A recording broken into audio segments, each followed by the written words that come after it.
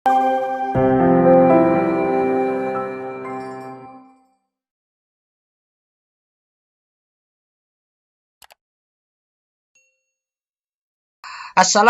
warahmatullahi wabarakatuh. Halo, apa kabar buat teman-teman pejuang NIP dimanapun kalian berada?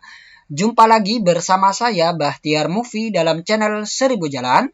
Baik teman-teman, pada video kali ini admin akan memberikan informasi yaitu sedikit kabar gembira bagi teman-teman guru honorer yang lolos passing grade namun tidak mendapatkan formasi. Nah, di sini ada pernyataan langsung dari Mas Menteri ya teman-teman, yaitu pada waktu pengumuman hasil seleksi P3K tahap yang pertama, yang mana beliau menyampaikan bagi teman-teman guru honorer yang lolos passing grade namun tidak mendapatkan formasi, maka nantinya akan dicarikan formasi ya teman, ataupun akan dilakukan optimalisasi pengisian formasi kosong. Nah, jadi seperti itu. Nah, kita langsung saja teman-teman simak pernyataan dari Mas Menteri ini. Dan sebelum lanjut, seperti biasa, admin ingatkan kembali buat teman-teman yang masih belum subscribe ke channel ini, teman-teman subscribe terlebih dahulu dan tekan tombol loncengnya agar nantinya teman-teman selalu mendapat informasi-informasi terupdate terkait pelaksanaan ujian seleksi P3K ini. Baik teman-teman, kita langsung saja simak penjelasan Mas Menteri.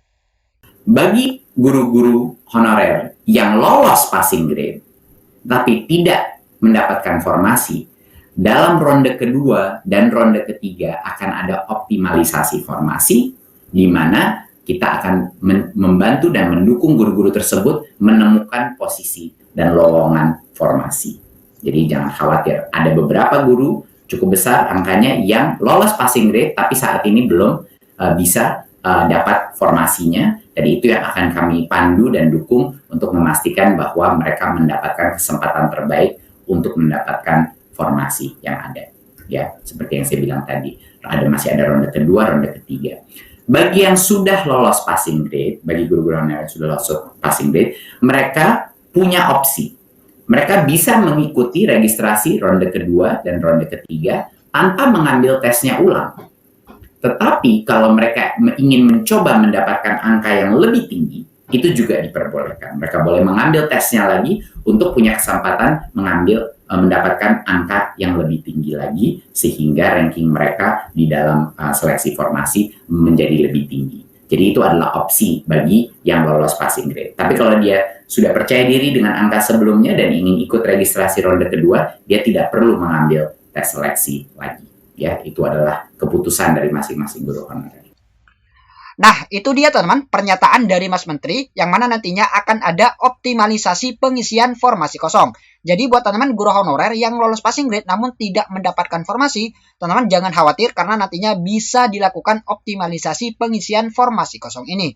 Dan untuk optimalisasi pengisian formasi kosong ini diatur juga dalam Permen Pan RB nomor 28 tahun 2021. Nah, ini dia teman-teman, Permen Pan RB nomor 28 tahun 2021 yang mengatur tentang optimalisasi pengisian formasi kosong, yaitu ada di paragraf 12, pengolahan nilai, pengumuman hasil, dan masa sangga seleksi kompetensi 3. Nah, jadi untuk optimalisasi pengisian formasi kosong ini dilakukan di ujian seleksi P3K tahap yang ketiga. Ini berdasarkan aturan Permen Pan RB nomor 28 tahun 2021. Nah, kita langsung saja teman-teman ke poin pentingnya, yaitu ada di ayat ke-7 teman-teman. Nah, ini dia.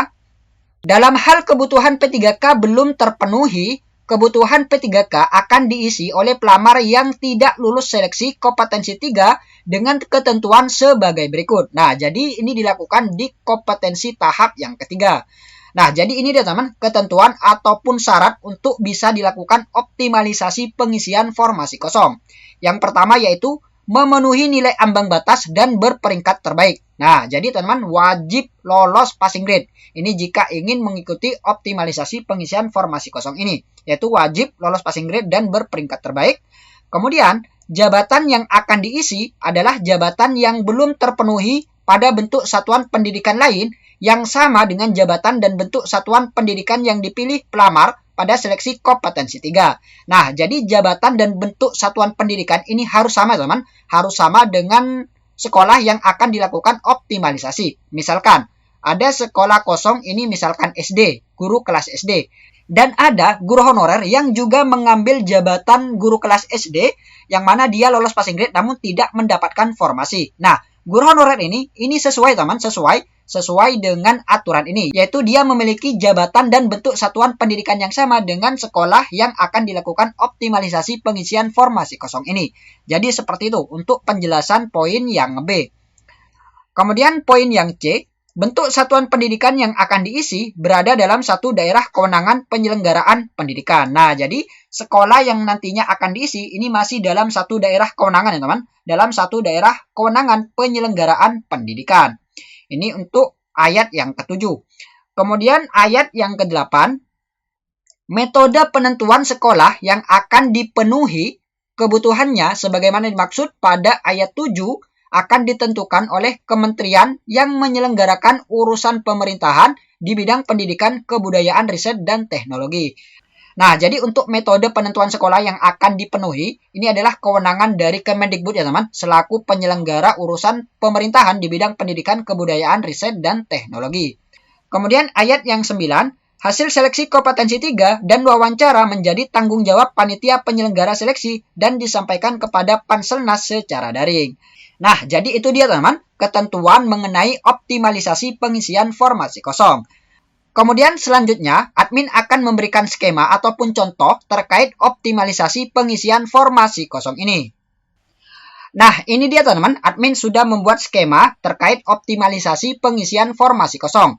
Yang mana di sini admin memberikan contoh, di sini ada SDN Peter Pan, SDN Noah, dan SDN Sahabat Noah. Dan di SDN Peter Pan ini membutuhkan satu formasi dan ada 3 guru honorer. Sedangkan di SDN Noah ini ada 1 formasi dan ada 4 pelamar guru honorer. Kemudian di SDN Sahabat Noah ini ada 2 formasi namun tidak ada pelamarnya sama sekali. Nah, jadi sekolah inilah yang nantinya akan dilakukan optimalisasi pengisian formasi kosong. Nah, contohnya seperti ini, teman. Ini kan satu formasi. Di sini ada Uki, Indra, dan Rio. Dan yang lolos ternyata si Uki, teman, dengan nilai 590, yaitu dengan kode P1L. Yaitu dia lolos passing grade kategori 1 dan lolos ataupun mengisi formasi. Nah, jadi si Uki ini akan mengisi formasi di SDN Peter Pan. Sedangkan si Indra, nah si Indra ini P3, teman. Kodenya P3, berarti dia lolos passing grade di kategori 3. Nah, jadi seperti itu.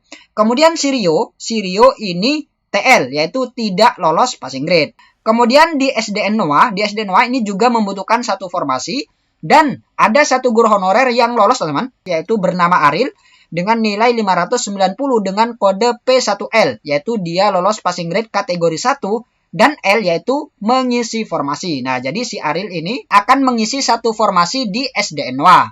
Nah, jadi tinggal Lukman yaitu dengan kode P1 dia lolos passing grade kategori 1 namun kalah nilai dengan Aril. Kemudian David dia memiliki kode P3 yaitu lolos passing grade kategori 3 dan Reza ini adalah pelamar dengan kode TL yaitu tidak lolos. Nah, berdasarkan kasus seperti ini contoh ya teman, contoh 2 sekolah dan ada 1 sekolah yang akan dilakukan optimalisasi. Nah, jadi, berdasarkan syarat ataupun ketentuan optimalisasi pengisian formasi kosong yang sudah admin sebutkan tadi, ini ada beberapa syarat, teman. Syarat yang pertama yaitu pelamar wajib memenuhi nilai ambang batas. Nah, jadi nilai ambang batas. Nah, kita lihat di sini, pelamar yang memenuhi nilai ambang batas ini adalah yang Indra. Ini memenuhi nilai ambang batas, teman. Nilai ambang batas kategori 3. Dan juga si Lukman ini juga memenuhi nilai ambang batas. Dan si David juga memenuhi nilai ambang batas kategori 3. Sedangkan si Rio dan si Reza ini tidak bisa dilakukan optimalisasi pengisian formasi kosong. Karena apa? Karena dia tidak lolos passing grade. Nah, jadi si Indra, si Lukman, dan si David ini nantinya akan dilakukan optimalisasi di SDN Sahabat Noah. Dan nantinya akan di-ranking kembali, teman. Akan di-ranking kembali antara Indra, Lukman, dan David. Dan nilai yang tertinggi, maka dia akan mengisi 2 formasi di SDN Sahabat Noah ini. Jadi seperti itu, teman. Syarat untuk optimalisasi pengisian formasi kosong berdasarkan Permenpan RB nomor 28 tahun 2021. Dan perlu diingat, optimalisasi pengisian formasi kosong ini berdasarkan Permenpan tersebut, ini dilakukan di tahap yang ketiga. Jadi seperti itu. Nah, jadi buat teman-teman guru honorer yang sudah lolos passing grade namun tidak mendapatkan formasi, maka teman-teman jangan khawatir karena nantinya akan ada optimalisasi pengisian formasi kosong, yaitu dilakukan setelah P3K tahap yang ketiga dan dalam satu daerah kewenangan. Dan metode penentuannya ini dilakukan sepenuhnya oleh Kemendikbud. Jadi seperti itu ya teman, untuk syarat ataupun ketentuan optimalisasi pengisian formasi kosong. Baik teman-teman, itulah sedikit informasi dari kami. Semoga video ini bermanfaat. Wassalamualaikum warahmatullahi wabarakatuh.